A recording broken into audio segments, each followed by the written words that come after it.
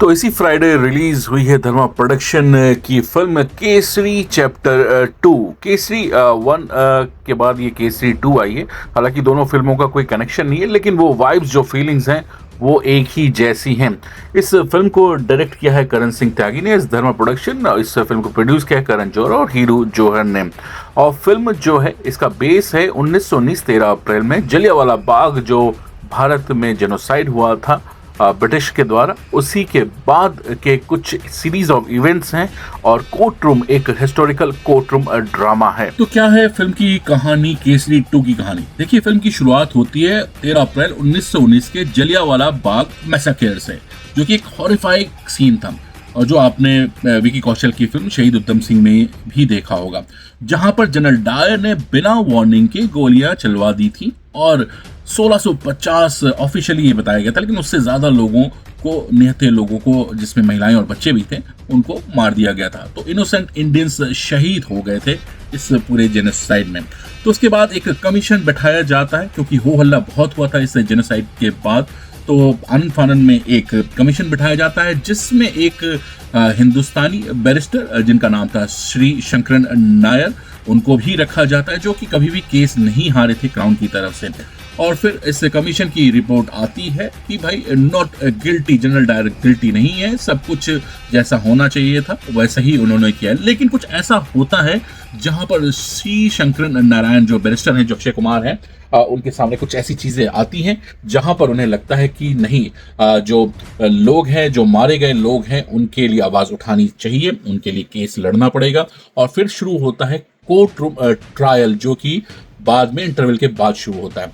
और फिर वहां पर एक स्टोरी शिफ्ट होती है कोर्ट रूम ड्रामा में, जहां पर सी शंकरन नारायण, एक इंडियन बैरिस्टर, ब्रिटिश एम्पायर के खिलाफ लीगल फाइट स्टार्ट करते हैं। और उनका एम है कि ये जेनोसाइड में जो भी विक्टिम हैं, जो भी लोग हैं जिम्मेदार हैं, इसके पीछे उन लोगों को एक्सपोज करना और सच दुनिया के सामने लाना। तो क्या खास है इस फिल्म में? ऑफ कोर्स जो वाइब्स हैं, जो फीलिंग है, वो तो खास है ही इस फिल्म की। इस फिल्म का नाम पहले शंकरन रखा गया था, लेकिन बाद में अभी फरवरी में ही इसका नाम चेंज करके केसरी 2 किया गया है। तो खास इसमें है अक्षय कुमार और आर माधवन के बीच, जो कि इंटरवल के बाद एंट्री होती है। दोनों की परफॉर्मेंस बहुत अच्छी है। Good luck sir Sankaran Nair. और डायलॉग्स बड़े अच्छे हैं, तो वो देखने लायक बनता है। अक्षय कुमार ने वाकई बहुत अच्छी एक्टिंग की। अनन्या पांडे की भी तारीफ करनी पड़ेगी। पिछली कई मूवी से वो इंप्रूव हो रही है। इस मूवी में भी उनके अंदर एक ठहराव दिखा है और कैरेक्टर के हिसाब से उन्होंने रोल प्ले किया है। तो अक्षय कुमार की परफॉर्मेंस पावरफुल है। एक साइलेंट रेग और डिग्निटी के साथ उन्होंने नायर का जो कैरेक्टर है वो निभाया है। और फिल्म में जो ब्रिटिश कोर्ट रूम्स और उनका कॉलोनियल बायस अच्छे से दिखाया गया। 650 innocents dead, but the real figure we may never know. Background score जो है बहुत अच्छा है, म्यूजिक इमोशनल है। 5 बजे एक मिलिट्री प्लेन जलियांवाला बाग के ऊपर से गुजरता है। क्यों? तो कुछ सीन वाकई इमोशन से आपको इमोशनल कर देंगे। खासतौर पर क्लाइमेक्स का एक चिट्ठी वाला सीन है जो आपको इमोशनल कर सकता है। फोटोग्राफ है, ना ही कोई कन्फेशन है और ना ही कोई आई विटनेस। प्रूफ कहाँ है?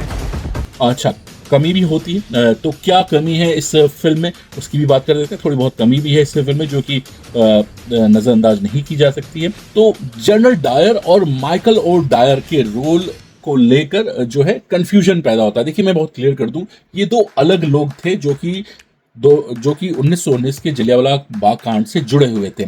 जनरल डायर जिन्होंने गोलियां चलवाई थी, ठीक है।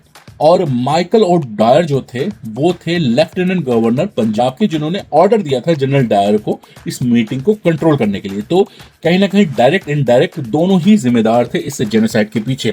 जनरल डायर की जो डेथ है 1926 में, इस जेनोसाइड के बाद, 2 हार्ट अटैक के बाद, बीमारी के बाद उनकी डेथ ब्रिटेन में या फिर कहीं यूरोप में हो गई थी। और माइकल और डायर, इनको कत्ल किया था, इनकी हत्या की थी शहीद उधम सिंह ने 1940 में, जो कि आपने उधम सिंह मूवी में भी देखा होगा। तो कई लोग इन दोनों नामों में कंफ्यूज होते हैं, जो कि इस मूवी में भी थोड़ा सा क्लियर नहीं हुआ है। और एक फिक्शनल ट्रायल दिखाया गया है जो कि रियलिटी में नहीं हुआ था। उसको रियलिटी ना माने, एक फिक्शनल ट्रायल है। और कहीं ना कहीं कुछ डायलॉग जो है थोड़ा सा, क्योंकि फिल्म है एंटरटेनमेंट के लिए भी बनाई गई है, तो क्रिएटिविटी के हिसाब से उसमें ऐड किए गए हैं, रियलिटी में ऐसा कुछ नहीं हुआ था। तो कुछ डायलॉग सीन्स थोड़ा बॉलीवुड टाइप के हैं, पर इसका मतलब ये नहीं है कि फिल्म वीक है। मैसेज क्लियर है। ब्रिटिश को ये नहीं भूलना चाहिए कि उन्होंने जो कत्लेआम किया था, जो जेनोसाइड किया था, उसके वो जिम्मेदार हैं। तो फाइनल वर्ड क्या है? तो एक स्ट्रॉन्ग कोर्ट रूम ड्रामा जो हिस्ट्री को इमोशनल एंगल के साथ दिखाता है। थोड़ा ड्रामा ज़्यादा है लेकिन इम्पैक्टफुल ज़रूर है, देखने लायक है, स्पेशली अगर आपको रियल लाइफ हीरोज और इंडियन फ्रीडम स्ट्रगल में इंटरेस्ट है। पेशेंस के साथ अगर इस मूवी को देखेंगे तो आपको बहुत अच्छी लगेगी। That was my view for Kesari 2 movie. आप देखिएगा, आपको कैसी लगी तो जरूर आप कमेंट सेक्शन में मुझे बता सकते हैं। वेल, अगले वीडियो में फिर से मिलते हैं। Till then, this is Sarkar Raj signing off. Bye bye. मैं जलियांवाला बाग का सच पूरी दुनिया के सामने लाऊंगा।